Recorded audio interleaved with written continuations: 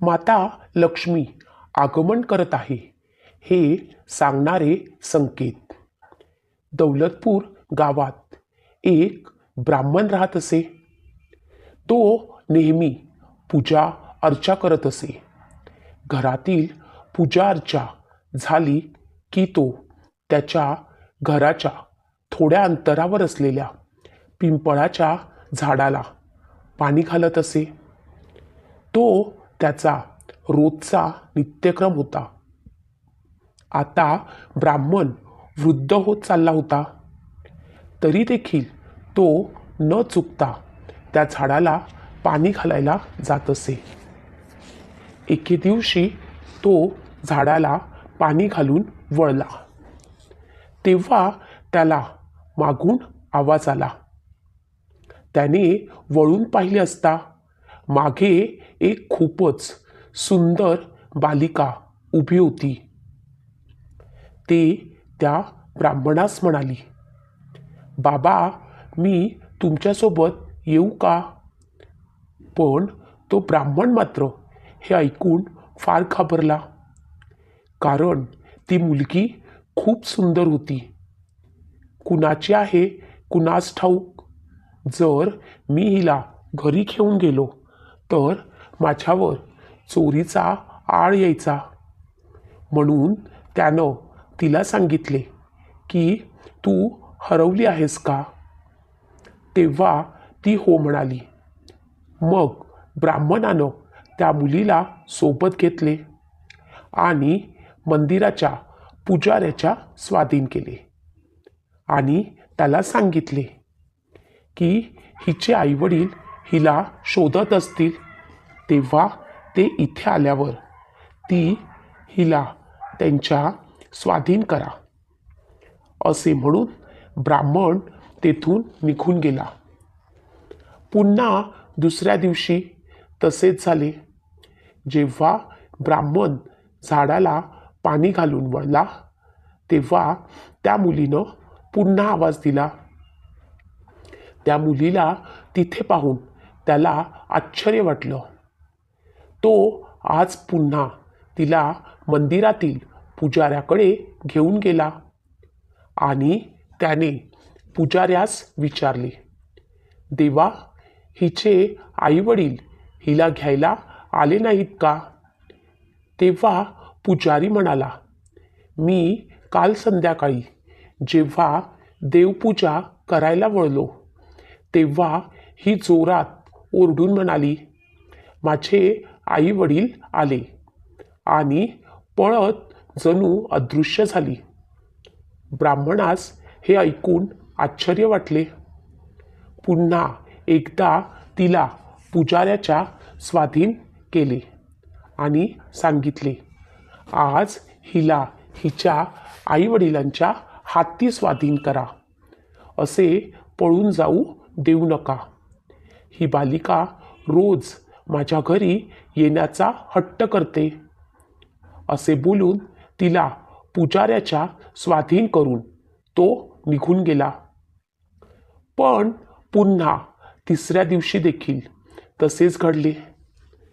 तेव्हा तो पुजारी त्याला म्हणाला की ही कन्या तुझ्या घरी येऊ इच्छिते तर तू हिला घेऊन जा.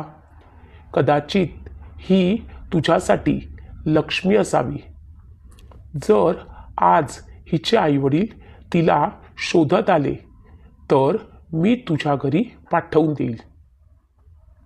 पुजाऱ्याच्या म्हणण्याप्रमाणे ब्राह्मण आज त्या मुलीस त्याच्या घरी घेऊन गेला. ब्राह्मणाच्या माथी 18 विश्व दारिद्र्य होतं. त्याचं घर देखील अगदी साधं सुधच होतं. ब्राह्मणाला अगोदरच 4 मुली होत्या. त्या लग्नायोग्य झाल्या होत्या. पण ब्राह्मणाकडे धन नसल्यामुळे त्याच्या मुलींशी कुणी विवाह करत नव्हते. जेव्हा ब्राह्मणाच्या पत्नीने त्या मुलीस पाहिले तेव्हा तिला फार आश्चर्य वाटले. कारण तिचे पती त्या मुलीचे जितके वर्णन करत होते त्यापेक्षा ती खूप सुंदर आणि तेजस्वी होती. ब्राह्मणाच्या पत्नीचे तिचे पाय धुवून तिला घरात घेतले. त्यानंतर ब्राह्मण भिक्षा मागण्यासाठी गावात गेला. त्या दिवशी त्याला नेहमीपेक्षा जास्त भिक्षा मिळाली. जेव्हा ब्राह्मणाची पत्नी भाकरी करण्यासाठी पीठ चाळू लागली तेव्हा ती मुलगी म्हणाली, माते द्या, मी तुम्हास पीठ चाळून देते. तिने जेव्हा पीठ चाळायला घेतले तेव्हा ती परातीतील पीठ काठोकाठ भरून वाहू लागले. त्यानंतर ब्राह्मणाची पत्नी स्वयंपाक करू लागली तर ती मुलगी तिला म्हणाली, माते आज स्वयंपाक मी करेल. ब्राह्मणाची पत्नी म्हणाली, बेटा तुला हे जमणार नाही. पण मुलगी मात्र ऐकायला तयार नव्हती आणि तिने स्वयंपाक बनवायला घेतला. अगदी काही वेळातच 56 प्रकारचे पदार्थ तिने बनवले. ते पाहून सर्वांना आश्चर्यच वाटले. आज घरातील सर्वच जण पोटभर जेवले, कारण ब्राह्मणाला रोज काही चांगला शिधा मिळत नसे आणि घरात खाणारी तोंड जास्त असल्यामुळे सर्वांचे पोट रोज भरत नसे. सगळे अगदी आनंदित झाले. त्या दिवशी रात्री अचानकपणे ब्राह्मणाचा भाऊ आला आणि म्हणाला, दादा मला भूक लागली आहे, मी जेवणार आहे. ब्राह्मणाची पत्नी विचार करू लागली की आता इतक्या रात्रीचं जेवण कुठून आणायचं. तेव्हा तिला चिंताग्रस्त पाहून मुलगी म्हणाली, माते तुम्ही चिंताग्रस्त का आहात.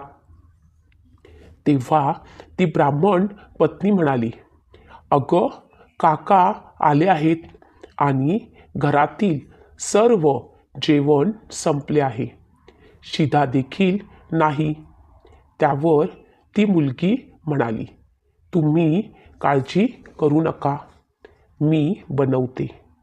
असं म्हणत तिने स्वयंपाकघरात जाऊन काकांसाठी पुन्हा सर्व जेवण बनवले. काका जेवले. ते देखील ते जेवण खाऊन खूप आनंदी झाले.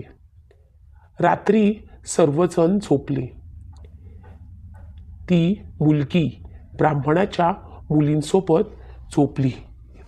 इतकी सुंदर आणि तेजस्वी मुलगी आपल्या सोबत झोपत आहे हे पाहून त्या मुली देखील खूप आनंदी झाल्या होत्या. रात्र कशी निघून गेली ते जणू कळलेच नाही.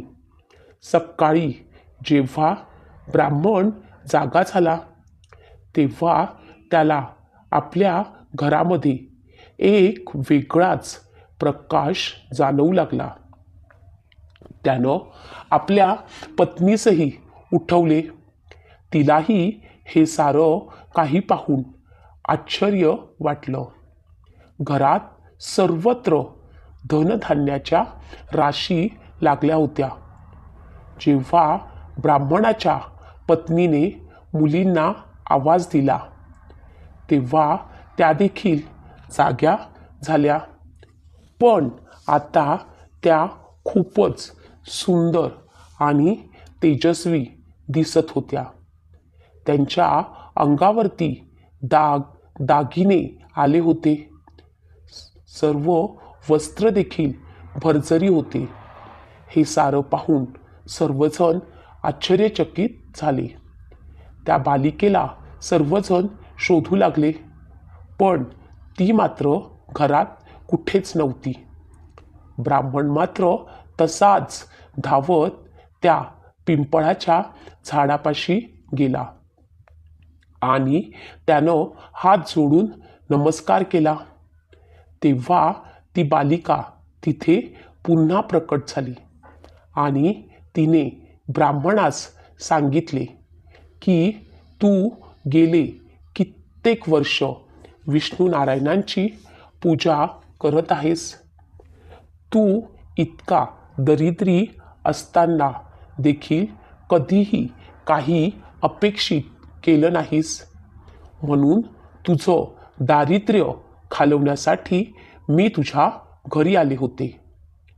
ब्राह्मणाने साष्टांग नमस्कार घातला आणि खरोखरच पुजाऱ्याच्या म्हणण्याप्रमाणे ती बालिका म्हणजे साक्षात लक्ष्मीच होती.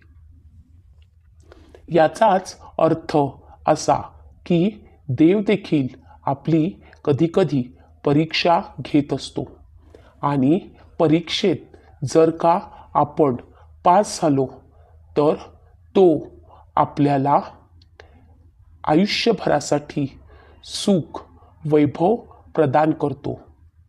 पण काहीतरी केल्यासाठी काहीतरी दिलं पाहिजे हा सृष्टीचा नियम आहे. त्याचप्रमाणे प्रयत्न करत राहणं हे आपलं काम आहे आणि त्या प्रयत्नातून फळ मिळणं ही सृष्टीची देणगी आहे. अशी ही लक्ष्मी मातेची कथा.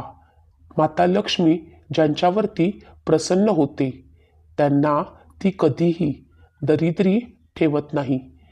ती रंकाचा राजा बनवते आणि राजाला रंक देखील बनवू शकते. आता आपण पाहणार आहोत जेव्हा आपल्या घरी लक्ष्मी येणार असते तेव्हा काही संकेत आपल्याला मिळतात. तर ते संकेत काय आहेत? या संकेतामुळे तुम्हाला कळणार आहे की आपलं पुढील जीवन हे सुखद होणार आहे. तेव्हा अशा संकेतांकडे दुर्लक्ष करू नका. ज्याच्या डोक्यावरती माता लक्ष्मी आपला वरदहस्त ठेवते तो कधीही धनसंपत्तीपासून दूर जाऊ शकत नाही. माता लक्ष्मीला प्रसन्न करण्यासाठी लोक बरेच उपाय करतात. शास्त्रानुसार असे म्हटले जाते की ज्याच्या घरावरती माता लक्ष्मीची कृपा होणार आहे तिथे हे संकेत दिसतात. संकेत क्रमांक 1. घरामध्ये मांजरीने पिल्लं देणे हा एक शुभ संकेत आहे. 2. उजव्या तळहातामध्ये सतत खाज येणे. खाज येणे ही एक सर्वसामान्य प्रक्रिया आहे.